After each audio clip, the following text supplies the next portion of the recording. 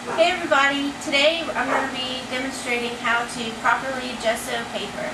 Paper makes a great surface to paint on as long as you do it correctly, and today I'm going to show you how to do that. Now first off, I'm just going to go over the tools that we will be using. As you see down here, have your paper, and for today, just because of time, I'm using smaller paper.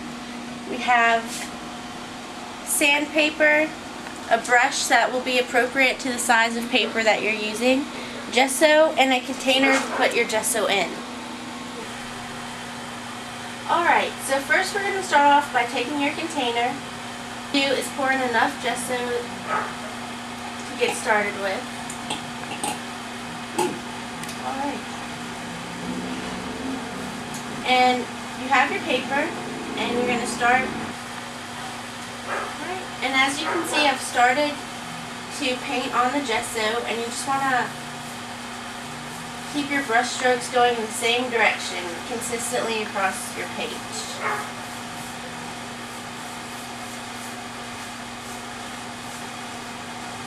Get a little bit more.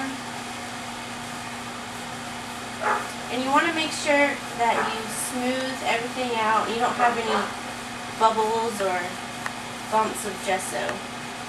You want it to be as smooth as you can get it.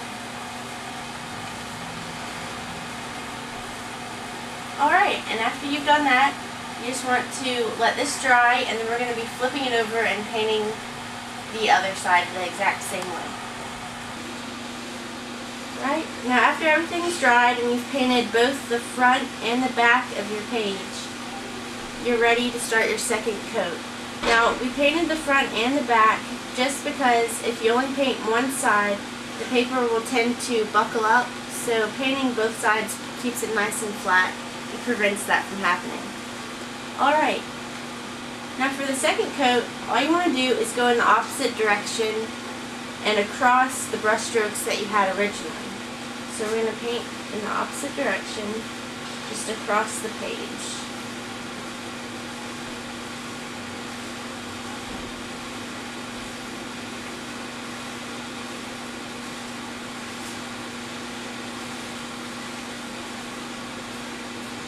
A little bit more.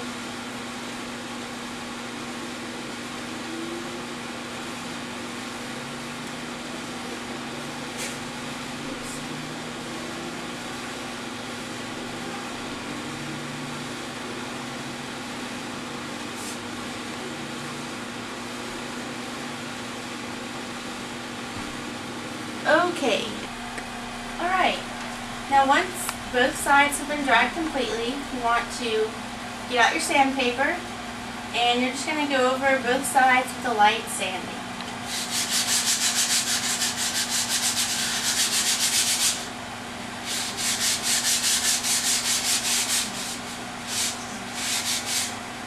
And the reason we're sanding is it's just going to give you an even smoother surface.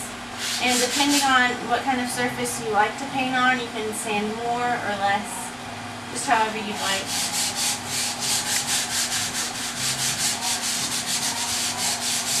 You're just going to continue sanding, and you want to sand both sides that you've painted. Alright, now once you have completed sanding both sides, you're going to do your final coat, and I'm going to be doing, you're just going to do 3 coats. What you're going to do is, again, you're going to go back and paint over, but you want to paint in the opposite direction that you painted your first 2 coats. So I'm going to kind of go at a diagonal and just paint across those other brush strokes. And again, you're just painting the opposite direction each time, and that's going to give you a really smooth surface to work from.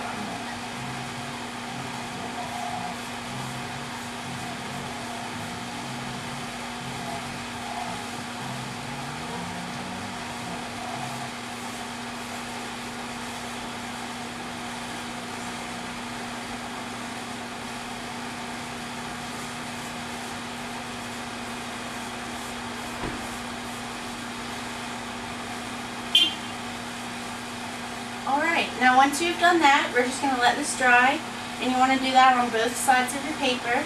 And after it's dried, we're going to go back and just do a light sanding. Alright, now we have the final coats are dry, and the last step that you have to do is to go back and just give a light sand.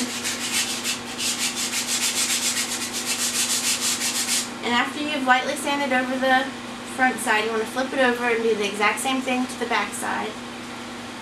And after you've done that, you're basically finished. I have a final piece right here. As you can see, it's nice and flat, and you have a great surface to paint on. And I went ahead and just sort of did a bottom coat with some acrylic paint. Now, you might be wondering why exactly you would take all this time to gesso your paper. Well, basically, if you're working with oils, gessoing your paper is very important because over time the solvent and the oil paint that you're using, it will begin to sort of eat away at the paper.